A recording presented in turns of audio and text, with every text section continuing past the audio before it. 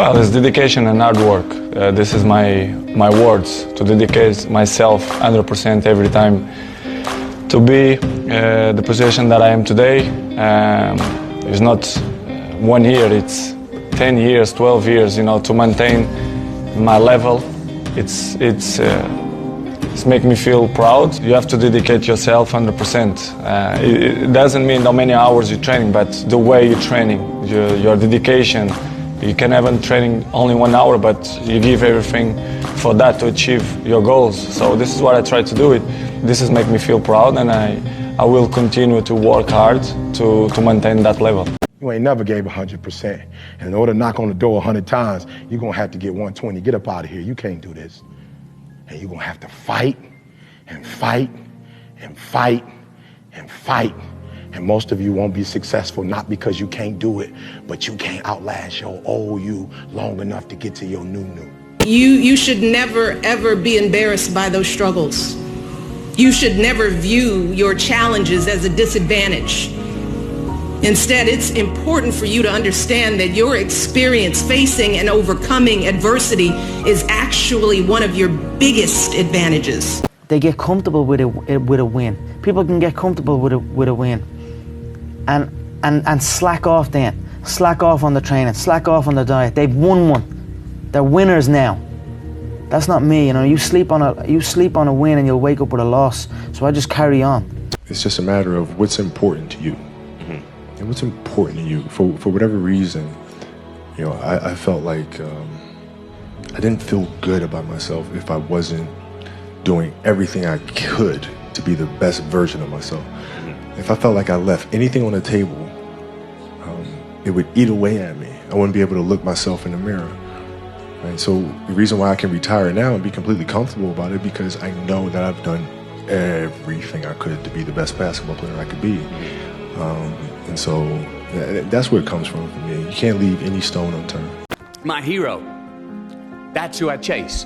Now, when I was 15 years old, I had a very important person in my life come to me and say, who's your hero? And I said, I don't know, I got to think about that. Give me a couple of weeks. I come back 2 weeks later. This person comes up and says, who's your hero? I said, I thought about it. You know who it is? I said, it's me in 10 years.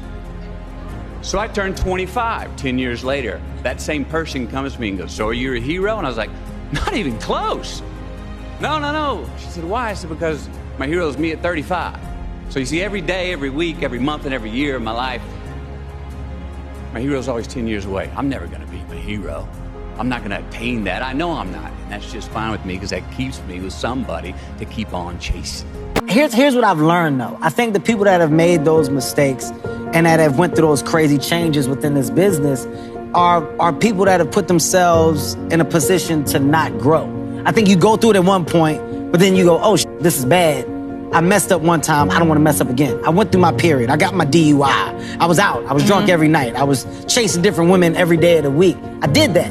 I saw that it got me nowhere, and then I got focused, and I saw where getting focused got me. So why go backwards? You're supposed to progress. You're not supposed to digress. The man that I am today is a much more developed man than I was yesterday, and I just don't see myself wanting to ever lose that. I want to continue to be a dope example for where people can look at it and go, wow, look where he came from, look at where he is now. I got too many goals. As a child, my parents always told me you could be whatever you want to be. You could do whatever you want to do. And that office, that position, the highest office on the face of the earth, it was something I heard my parents saying it, but I didn't totally believe it. Yet I went out in the world and I carried myself and I held my head high and I stood there and I looked people in their eyes and I talked to people as if I was deserving of everything that this planet has to offer. To children out there and to people who are watching, Confucius said one time, he who says he can and he who says he can't are both usually right. Knowledge isn't power, it's potential power. And it's only powerful when it's applied, as you've said.